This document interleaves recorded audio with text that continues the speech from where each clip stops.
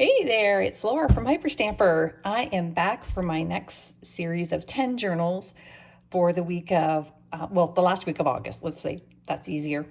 So I've got them all prepared. I want to work on the covers a little bit more. And here is the first one that I have finished. And it's a chunky one. I might even have to put a closer on here, but I do kind of like them chunky like that. This one is a beautiful book from the 30s called Golden Windows. And look at the image of these little kids staring off at a castle in the distance. I just think it's wonderful. It's got the original spine here. The back's in really good condition. And inside is this lovely little children's story images. You can see Sleeping Beauty, dragons, all kinds of wonderful things here. I put a little lace that matched the outside color scheme. And there's a little inscription here on who this was the property of many years ago. And as you can see down here, this is from 1939. This first little pocket here I made within the original pages of the book are, that just has a little scrapbook page from the 1926, and it's so brittle. That's really all we can do with that one. And this is a vintage wine label. It doesn't look that old because it's in such good condition, but it actually is quite old. And I'm going to tuck that back in there. And then, of course, you know, all of my pages are authentic, antique, and vintage ephemera. I don't use any commercial or replicas, except I do tea dye my own pages. I add 4 full-side pages in each journal, flipped so that you can have extra journaling space. It's a little music sheet here, and I believe that is from 1923. I can see that down here in Roman numerals. And this one is still in its protective cover from when I bought it. This is a lovely castle where I'm from called Casa Loma. And I'm going to take it out of its protective covering. And this one is from the early 1930s. Isn't that pretty? I love that. So you get a castle postcard in there. And of course, all my ephemera here, my clusters are made from antique scraps and some of my fabric scraps and lace. That's the inside spine of a book, which is what I love to use as often as I can. Here's a lovely little photograph of this collection I have. And this is Joan and her family on the campus at Macmillan Hall in 1932. Isn't that wonderful? It's on its original photo album page. This is the tab that was in a Betty Crocker cookbook. And this was for supper dishes. And I wanted to use the tabs. I thought they were really fun and super hard cardstock. And up here under this vintage upholstery fabric is just a scrap of antique paper to journal on as well. This is from 1856. I believe it's from Revolutionary Wars book. And the images are stunning. If you find it a bit gloomy, just cover it up with some lace or ask me to before I send it. But I think the history behind it is just wonderful. And I mean, that is a freaking old book. Holy Hannah. Another wonderful expression here, a tag that I made out of antique ephemera. And this here is, I think, my last one, I think. I might have one more after this. And this lovely license here, it's a special tax license from the United States. And this is from 1887. You can only see the top of the date here, but that is 1887. Those are very sought after. People have asked me if I could add them to journals.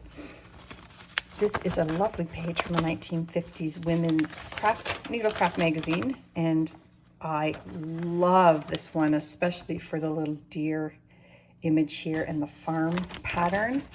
And on the back are these lovely advertisements, which are indicative of the age of this magazine page. And I also tucked in another vintage book page here that's blank on one side. It's a lovely indigenous image on the other. And in this teeny tiny pocket is a 1930s Monopoly card. Community chest, sorry. This came from a really fun book about dogs, dog stories. And then I've got that 1950 Pearl Shop receipt, another little journaling tag I made here. And back here is an 1892 Demarest magazine fashion page.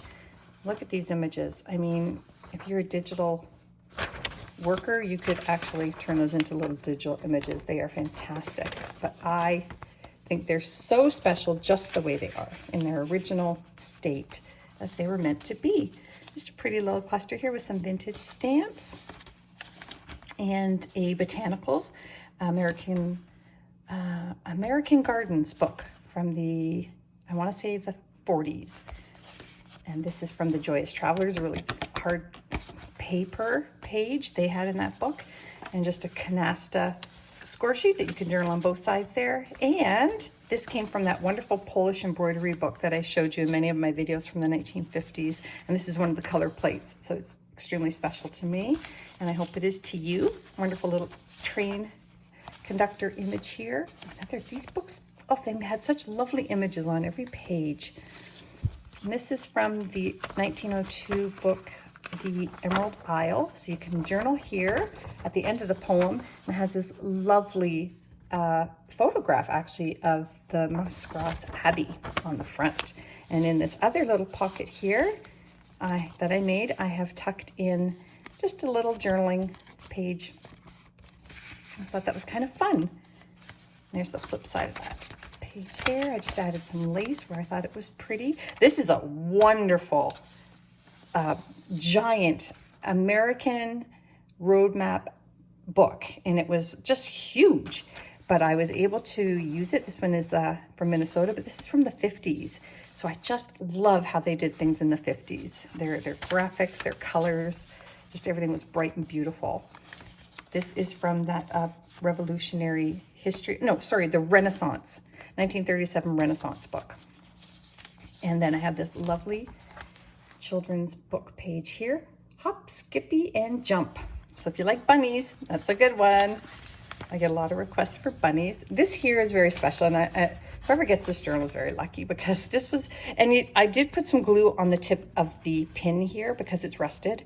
If it makes you uncomfortable, let me know and I'll take it out. But I just thought it's been there for 100 years, so I wanted to leave it there.